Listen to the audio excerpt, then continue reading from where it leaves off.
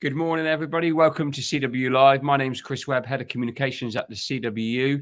Just yesterday, we had a fantastic session with our BT group members with Deputy General Secretary Andy Kerr and President of the CWU, Karen Rose, setting out exactly what is at stake in this dispute. And during that session, we had an outpouring of support for the union from our members, but also an outpouring of emotion. We had members coming on saying that they felt humiliated, that they had to use a food bank to survive, that they couldn't pay their petrol to be able to get into work on a daily basis. Yet today, just 12 hours after that session, we are seeing BT host a consumer live event down in Birmingham, spending at minimum tens of thousands of pounds whilst pleading poverty to our members and saying they can't increase their poultry offer on pay. Of course, that's not good enough.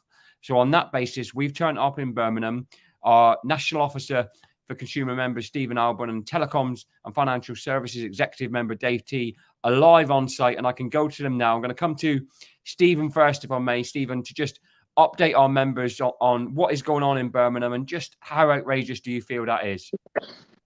Hi, Chris. Yes, we're here at BT Consumer Live, which is BT Consumer's flagship event, and it recognises the contribution this company have made, and we really welcome that recognition.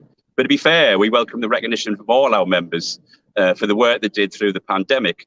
And we have had a few difficulties this morning. We've been moved on. We've had a few leaflets snatched out of members' hands by security, so I think BT are a little bit nervous. But I think it's important that our members understand the reason we're here is because you didn't get a standard living pay rise. The offer from BT that was imposed was totally wrong.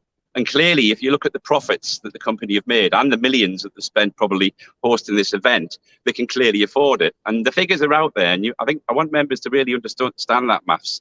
They made £1.3 billion. BT didn't survive COVID. They thrived. They sold lots of extra products, faster broadband for everyone working from home and products.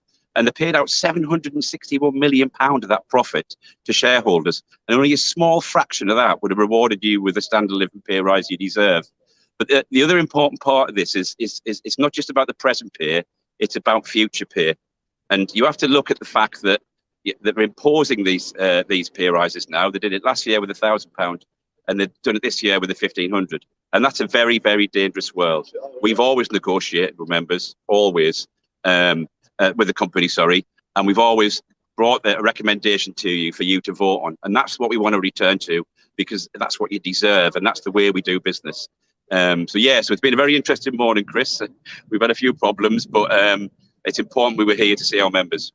Yeah, it's absolutely important, Stephen, and well done to both of you and the other reps who have been down there. Dave, I can come to you on the back of a member's comment live on the Facebook. Amanda says that she agrees with us being there, and also to point out that managers who are attending the event are on Facebook saying a free all expenses trip paid by BT. Us as members are absolutely fuming, and is that just an additional point of like almost a tone deaf approach for the company of like the almost levels of desperation our members are facing in needing a proper pay rise, and BT still spend out money on other things other than rewarding their loyal key worker workforce?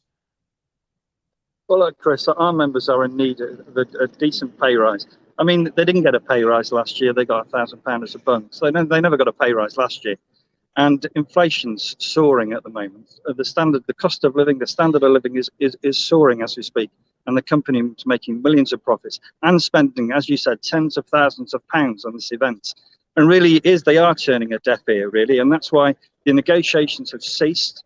We've had to move now to balloting our members for industrial action. So we need to make the company listen that our members need a decent pay rise. Thanks, Chris.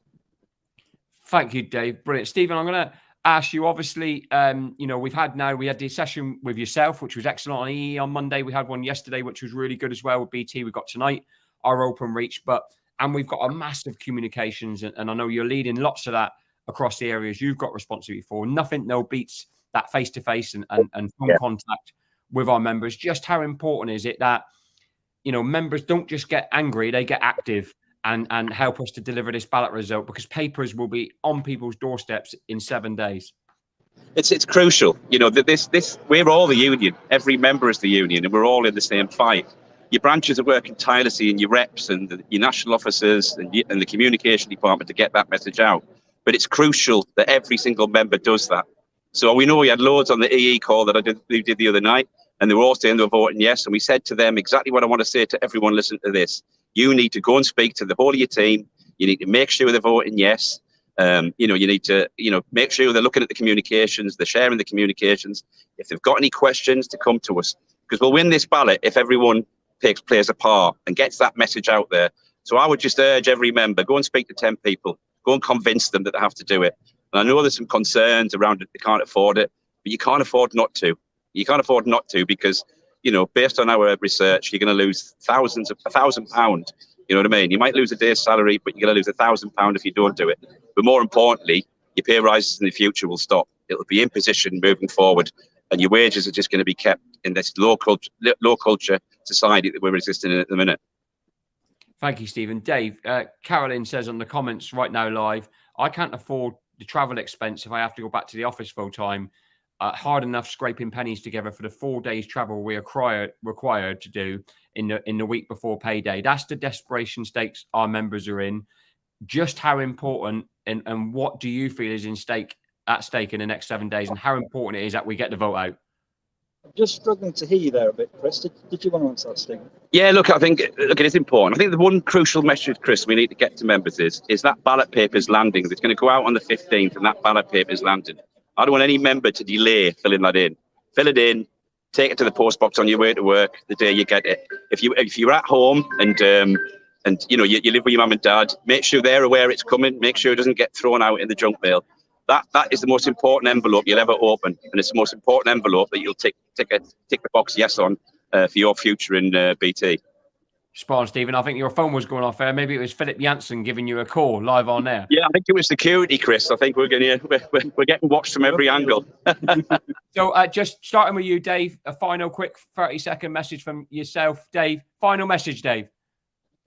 Right, when the ballot paper arrives, make sure you look out for it, make sure you open it, make sure you vote yes, and make sure you send it back and tell everybody that's what you've done. Stephen, final message? Look, it's been a great day here, and I think, again, I want to make sure that all the members that are here realise that we recognise that they're here and they should be rewarded for what they've done. But we see a reward not as a pat on the back, we see a reward as a standard living pay rise.